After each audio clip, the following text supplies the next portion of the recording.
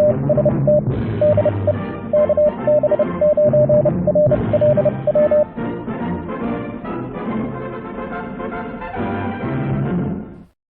YouTubers, fellow hams, new hams. Well, today I want to talk about what I feel is one of the most useful tools popping up on a lot of modern radios. Band scopes. So first, let's take a good look at a band scope and let's talk about what it's actually showing you. Whether you call it a band scope, spectrum scope, waterfall, or pan adapter, these modern tools are showing us an overview of the RF signals and energy above and below our VFO frequency. Now you might think this is a fairly new development, but no. Pan adapters were in use by the US military as far back as the early 20th century, and later commercial models were made available for consumers to purchase to add to their AM broadcast receivers and shortwave receivers in their homes. Modern radios, of course, with their computing power and processors built in, will present nice, wonderful graphic displays of the spectrum. So, what is the spectrum actually showing us on this scope? Let's take a close look at one and break it down. What I have here is a snapshot of the front panel of my ICOM 7300 and the spectrum scope enlarged to make it easy to view. So what are we looking at here? Well, across the top we have the actual spectrum scope, like you would see in a pan adapter or those early pan adapters. And what we're seeing here is an indicator of amplitude of signals that are present. This center line is our VFO frequency, representing, well, in this case, 14.300 megahertz. Now, the range of the waterfall is adjustable on most radios and is usually indicated somewhere. In the case of the 7300, it's indicated across the bottom here. These numbers are showing kilohertz in, from the center in this direction is going down in frequency, from the center in this direction is going up in frequency. So this would be 20 kilohertz up. So it would be 14.320 at this point right here. Now, like I said, this is usually adjustable in range. Some radios will let you see quite a bit of spectrum. Some software-defined radios like the SDR Play can display as much as 10 megahertz of spectrum at once. Yeah, 10 megahertz. Wow. Usually, though, it's more useful to be looking at a smaller swath. The waterfall down here is showing us history, time. Going downward, we're looking back in time. What's happening on the waterfall is at any given point in time, this information here on the spectrum scope is snapshotted, and the higher peaks, like here, are shown in the waterfall as a brighter color. And that snapshot is a single pixel line across the top of the waterfall. And then the whole thing scrolls down after a short interval, and another snapshot of this is taken, and that's the next line. And that process continues. So as we go downwards on the waterfall, we're going back in time. That can be pretty useful for catching a signal that a person might have just stopped transmitting. If you were tuning across the radio, well, like right here we got a good example. Right here, see this signal? He stopped transmitting just a moment ago, and it's silent above there. If we were tuning a radio across on our VFO and we didn't have the scope, we'd go right past there and not even know there was somebody there because he stopped transmitting just before we got to him. So the waterfall's history is very useful for seeing signals that have just gone away or just stopped transmitting. You might still see that they were there as it scrolls down for maybe a few seconds before it scrolls off the bottom. So that's one of the main uses of the waterfall, is looking at history. Now, what we're seeing is we're seeing the RF energy across frequency here. This makes it easy to actually identify the types of signals that you're looking at. Now we know, being that we're on 20 meters and the radio is in upper sideband mode, that these are all upper sideband signals. But I can tell visually that these are upper sideband signals, and I can tell that by the weighting of the energy. we can see, like in this signal that we're tuned to here, and oh, by the way, the default on the ICOM 7300 is for this center line to be in the center of the passband of the signal. I've set mine to be at the carrier point, so my center line is actually right at 14300. This guy is transmitting upper sideband, and he's 2.3 kilohertz wide, so there you can see his filter cutoff along the edge where the energy is cut off, and that's right about at 2.3 kilohertz here. But this is going up 2.3 kilohertz in frequency. And you can kind of see this brighter area here, closer to the carrier. There's more energy at the lower end of that 2.3 kilohertz range. And that has to do with human speech. So before we go any further, let's talk about human speech. What I have here is my opening audio clip from this video in Audacity, the free audio editor. Let's take a quick listen. Hello YouTubers, fellow hams, new hams. And let's just look at this little section here, shall we? So, the human voice is very, very dynamic. When we are speaking, although we're primarily speaking in a single pitch, we're not speaking in a monotone. Our voice is producing all kinds of frequencies. The volume level is going up and down, as you can see here, where we have peaks and periods of silence, lower volume areas here, medium, more peaks after more silence. So the human voice is very dynamic. It goes up and down, louder and softer and sometimes silent. In the band scope, these peaks are going to result in more RF energy coming out of the transmitter. And so the transmitter, it's going to follow the voice. The power output's going to follow the voice. So when you're looking in the band scope, if you just looked along the top of this waveform at that general shape, that's kind of what you're going to see in that line across the top of the band scope. Over the 2.3 kilohertz or so range, you're going to see these peaks everywhere where there's RF energy peaking. Well, you'll see it down the waterfall as you're looking back in time, because this is moving forward in time. So if you took this and you turned it sideways, where this was the top and this was the bottom, the waterfall is going to look real similar. It's going to have bright areas where these peaks are and dark areas where these valleys are. Now, additionally, frequency, the spectrum of frequency of the human voice, and we can look at that here. Plot spectrum. Oh, I have to select the audio. Okay, so we'll select my my little speech here. Hello YouTubers, fellow hams, new hams. Hello YouTube. Okay, oops. And we will look at the spectrum. Now here we are looking at the spectrum, the audio spectrum from 0 down here at the left up to 8 kilohertz, so about 9 kilohertz here at the right.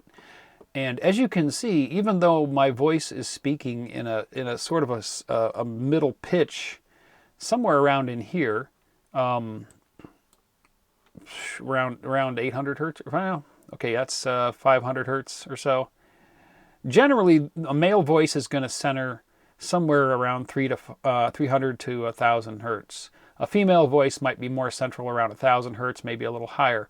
But you can see that there is a weighting to this. Lower frequencies have a little bit heavier weight. From about 100 hertz up to a kilohertz is where most of the energy is, and then it falls off as you go up in frequency. And this is going to appear in the waterfall as far as the deviation of the frequency from the carrier point outwards. So looking at this spectrum plot, you can imagine that this left side over here would be where the carrier point or the VFO is tuned to on your radio. And if this was an upper sideband signal, the RF energy would be coming upwards. Well, it should be filtered off somewhere around, where's 2.3 kilohertz? 2.3 kilohertz is right about here. So it would actually fall off about here because your modulation filter in your radio is going to filter it down to 2.3 kilohertz, which is what we should be limited to. So these frequencies above that are going to be lost, but this energy will be in the sideband. So that's the human voice. It's what makes it easy to identify the waterfall, and we'll talk about this again when we look at the waterfall, is these splotches of energy followed by silence, the gaps between words, and sometimes these little gaps here between phonetics or phonemes, verbal elements, the sounds that we make, that form words, like the word word.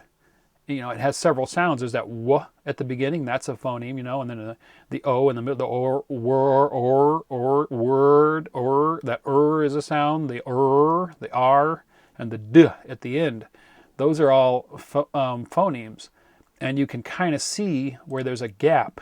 Here's a gap between phonemes, here's a gap between phonemes, and there's a real slight one in here between the or and the d. Well, wait, what did I say? What was I saying there? Fellow Hant. Oh, See, you can see that dynamics, the dynamics of it there. So that's going to be key to identifying a voice transmission when you're looking at sideband. And when we look at the scope, at the band scope, we'll be calling back to this information that I'm giving you here. So let's move on. So now that we know about the characteristics of human speech, let's take a closer look at the energy that we're seeing from this single sideband transmission. So as I said, and as we noted from speech, it tends to be weighted to the lower frequencies. And that's why we have this brighter band here at the lower end of that 2.3 kilohertz range, because human speech, there's more energy at the lower end of the range. So when I glance at this in the waterfall, I can tell that that is an upper sideband signal. We can tell from that weighting down here from human speech. Now that trick really only works when there's just somebody talking. If there's music, like on an AM signal, I have an AM signal here somewhere. Let me see. Here we go. This was also a person talking, but there was some background music going on. But this is an AM signal on the shortwave band. And again, we can see our central point here. We've got a carrier. Now this is AM, so there is a solid carrier on that center frequency. And we have both the lower and the upper sideband here. And this is, again, speech. So there's more weighting down here. And you can see that the sidebands are pretty much mirror images of each other in AM. There are some variances and some slight differences, but overall, it's somewhat symmetrical. In the case of music, and we'll look at that when we do a live demonstration here in a moment. With music, you have groups of instruments in sections producing chords, and those chords are generally marching up and down the register, and you'll actually see that in the waterfall. You'll see areas where there are patterns of energy where the notes were, and you'll see that those patterns move up in frequency and back down in frequency, and you can actually tell when you're shortwave listening and you see an AM signal in the scope, you'll be able to tell that you're looking at music rather than speech. In this case, it's speech. And we can see these little blobs of energy like we saw with speaking on the back in Audacity. And you can see these, if we look through time, you can see these gaps of silence, peaks of energy, gaps of silence, peaks of energy as the words are being spoken. This gap right here was probably a space or a pause between sentences or a dramatic pause between words, so that's how you can kind of identify what you're looking at on the spectrum scope. So this is an AM signal here.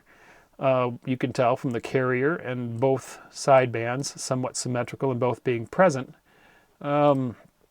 These are some more AM signals, a little bit weaker when shortwave listening, but again, you can see the pattern. You can see that strong central carrier, and you can kind of see a symmetry in both sidebands. The energy is present there, and you can see that up here too on the spectrum scope above the waterfall, that characteristic pyramid shape of an AM transmission. Here is 80 meters and lower sideband, and again speech, and you can see the gaps in here between words. A bigger gap there, probably between a sentence. Big gap there. The little gaps in there between words and phonetic sounds. The weighting towards the center, because most of the energy is towards the lower frequency. You can see that there, the weighting.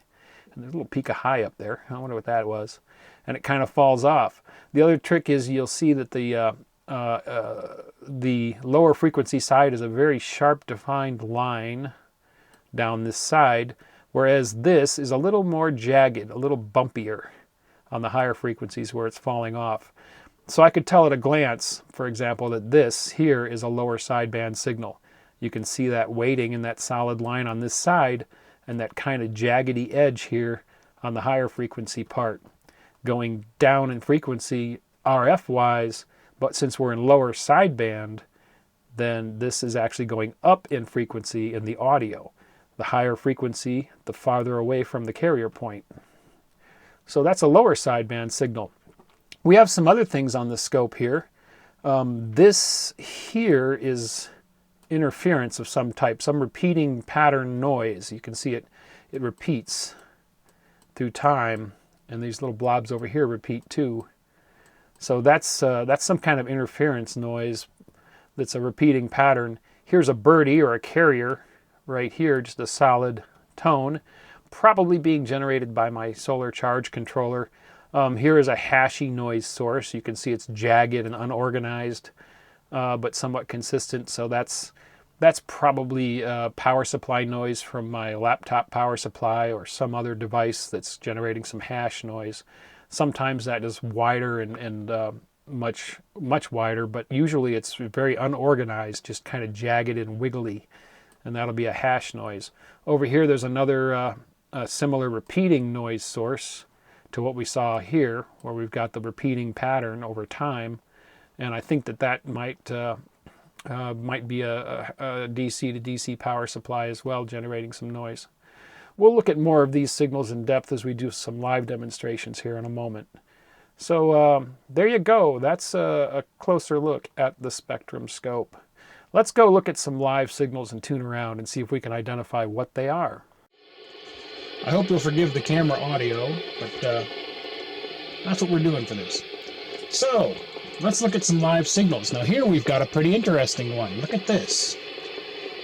2 peaks, 2 carriers, and it looks like they're alternating back and forth. You know what that is? That's radio teletype, RTTY. Radio teletype uses a mark and a space tone and alternates between the two for a 1 and a 0 to send digital data. And you can see, I've sped up the waterfall as fast as it'll go, but you still can't quite see it, but it's alternating back and forth. So that is RTTY, and let's switch to sideband mode so we can hear what it sounds like.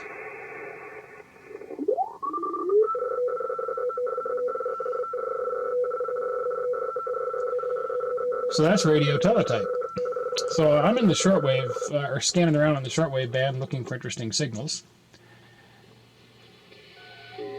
Now let me set this to a wider span. That's 30 meters, and that's FT8. Okay, so what does the FT8 signals look like? Well, they're going to look like a whole bunch of single carriers all crammed into one place.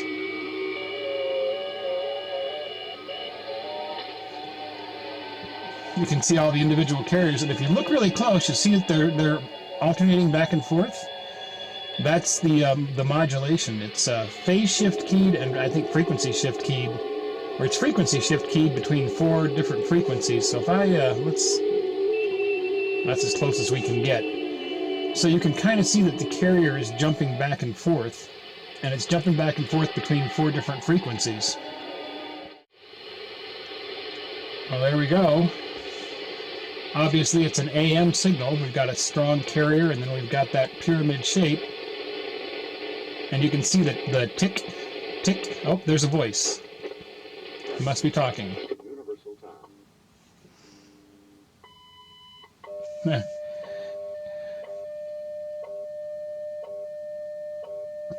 So yeah, that's obviously AM. Okay, let's see if we can find out. Okay, here's another AM broadcast station right here. And that looks like it's voice. You can see the blobs and the gaps in there. That's somebody talking.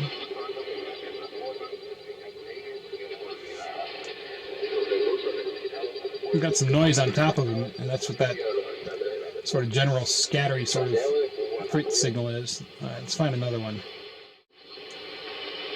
There's a strong one.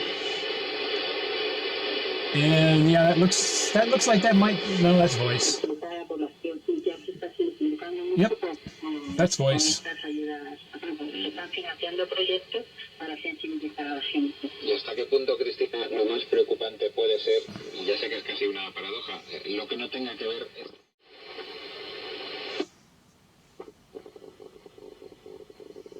There's another radio teletype signal. Okay, now this one is interesting. This is Digital Radio Mondale. Let's zoom in.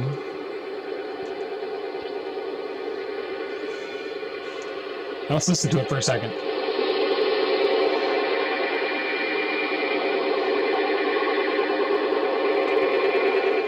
Isn't that an interesting sound, all swishy? Now, if we really look in the waterfall, you can see individual little lines in there. Digital Radio Mondale uses, I think, 256 different tones, and each one of them is being switched and modulated, phase modulated, so you can kind of see the individual tones, and you see these gaps in there. It's all the digital data that's passing through, but it's just a really interesting looking pattern for me. So that's DRM radio right there. If I had WinDRM running, I might be able to process that and actually demodulate it back into audio. Okay, I know what this one is. That is WeatherFax.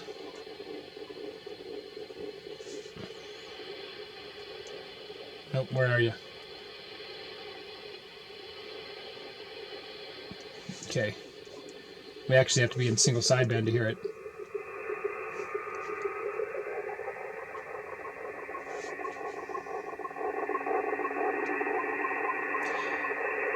That is probably NOAA's weather maps being sent with a facsimile.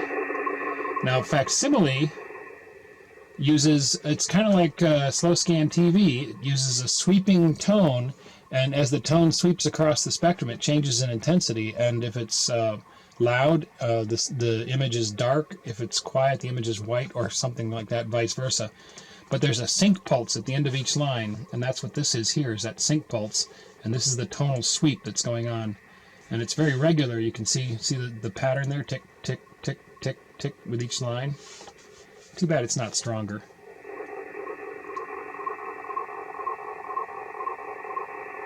And that tick, tick, tick, tick, tick, that's the beep at the end of the line for each scan line in the WeatherFax.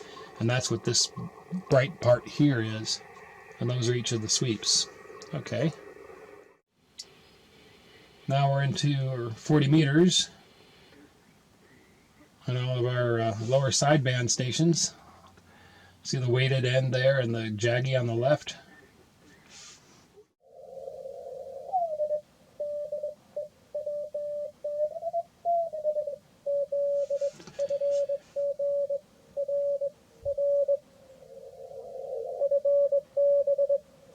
So there's CW.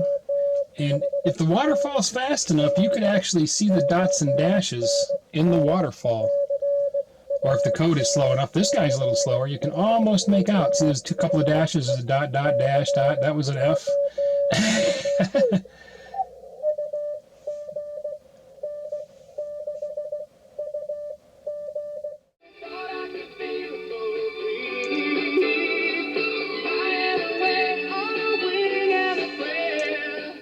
Okay, I can't leave the music up because YouTube will hit me with a copyright. But here we've got some music, and you can see how you see multiple groups of energy together, and they kind of move, and you don't have those gaps in this direction. Look at that. See that swing up as the music shifted up in frequency? That's how you can tell music. See there, they went da da da da da da da da da. You see that? You can see where they step together, ba-ba-ba, like that, as chords progress and move up and down. Look at that one. Whoosh, sweep, sweep. See that sweep, sweep? That's music. That's how you can tell music on an AM signal. Zoom out a little bit. This is an AM broadcast station. He's pretty wide. There we can start to see stations on either side of him. There, see that, those curves and those sweeps? That's how you can tell music with AM. So here we are on the 20-meter band, and we're looking at single sideband signals, obviously. Another utility of the spectrum scope is you can tell how wide somebody's signal is. So this guy here is 2.3 kilohertz. Let's go. Well, let's tune into this one, and we'll just reset to a small span. I've seen snakes around here, and they say they're pygmy rattlers. This guy is a little bit wide. For me, but she just moved in, and she sees all kinds of snakes over there. Oh man. Okay, this guy is right. See, this is 0, 1, 2 kilohertz, so 2.3 kilohertz, right there's the cutoff. He's actually 3 kilohertz wide, you see that? Oh, very dangerous. Now that guy, look at that. He's splattering. He's a little bit overdriven on his audio. Going down there, but you know, I don't know.